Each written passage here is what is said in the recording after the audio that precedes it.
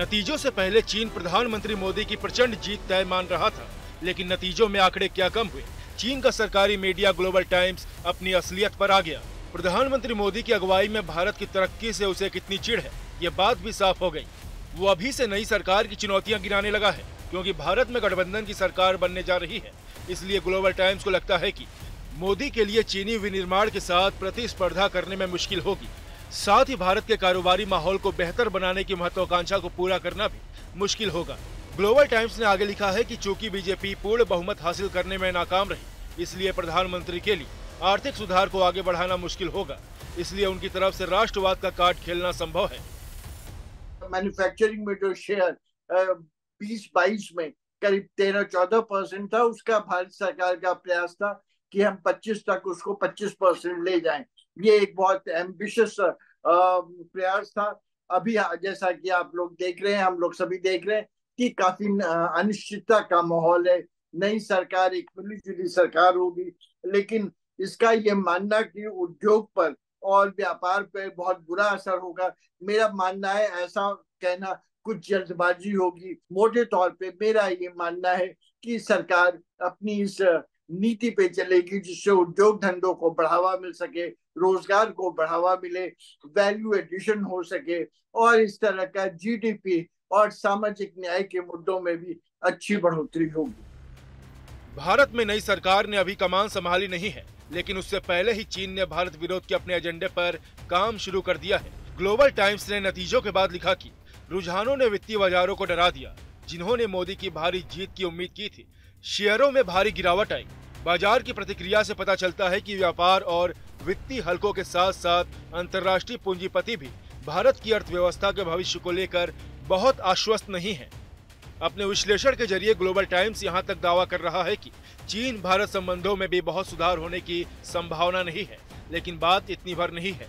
चीन दावा कर रहा है कि नई सरकार में अमेरिका और पश्चिमी देशों के साथ उसके रिश्ते कमजोर पड़ेंगे। ग्लोबल टाइम्स के पत्रकार ने लिखा है कि पश्चिम के साथ भारत की राष्ट्रवादी ताकत मेल नहीं खाती, जबकि भारत में स्वायत्तता की प्रबल भावना है। नई सरकार के दौरान पश्चिम के साथ संघर्ष बढ़ने की संभावना है। जाहिर है अमेरिका और भारत के मजबूत रिश्तों से चीन घबराया हुआ है। जिस तरह चीन के ताल्लुकात अमेरिका से खराब हुए हैं, वो भारत के बारे में भी वैसा ही सोचता है। हालांकि सच्चाई उसके ठीक उलट है। चीन की पेशानी पर चिंता की लकीरें शायद इसलिए है क्योंकि तीसरी बार मोदी सरकार के आने से उसे फिर मुंहतोड़ जवाब मिलने की उम्मीद है, और इसका प्रमाण भी लगे हाथ मिल गया। जब ताइवान ने प्रधानमंत्री मोदी को तीसरी पारी के लिए बधाई संदेश दिया, तो प्रधानमंत्री मोदी ने गर्मजोशी से जवाब दिया।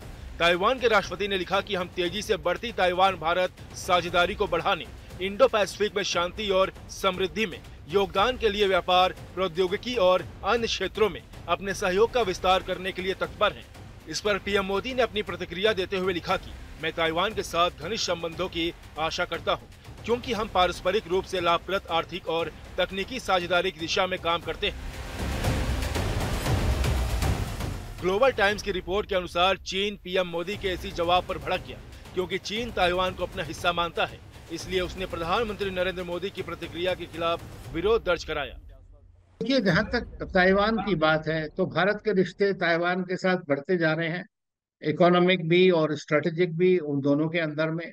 और भारत ये नहीं चाहता है किसी भी तरह से कि जो स्टेटस को वहां पर है उसको बदला जाए, लेकिन जो भी चीज हो, रिजॉल्व हो, उसको डायलॉग डिप्लोमेसी के जरिए होना चाहिए। अभी की पॉलिसी हमारी ये है।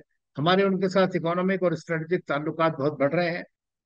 सेमीकंडक्टर्स जो एक बड़ी इंपॉर्टेंट चीज है जिसमें उनका बहुत बड़ा, और इलेक्ट्रॉनिक्स में वो बड़ा देश बड़ा अग्रणी है, और वो भारत के साथ उसमें कोलैबोरेट कर रहा है। उनकी कंपनीज हैं यहाँ पर।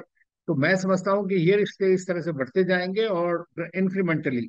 लेकिन अगर चीन भारत के ऊपर, भारत की संप्रभुता के ऊपर, भारत की सोवरेनिटी, टेरिटोरियल इंटेग्रिटी के ऊपर निगाह लगाएगा, तो भारत भी अपना रवैया बदल सकता है इन टाइम में। कोई ऐसा तो है नहीं कि हमारा जो पोजीशन है वो it is cast in stone. चीन के राष्ट्रपति ने प्रधानमंत्री मोदी को बधाई का संदेश नहीं दिया है, और न ही पाकिस्तान की ओर से बधाई आई। साफ है कि मोदी 3.0 से चीन और पाकिस्तान दोनों को मिर्ची लगी है। दोनों अपनी घबराहट और चिंता छिपा नहीं पा रहे। वीडियो पसंद आया तो हमें लाइक, कमेंट, शेयर और सब्सक्राइब जरूर करें।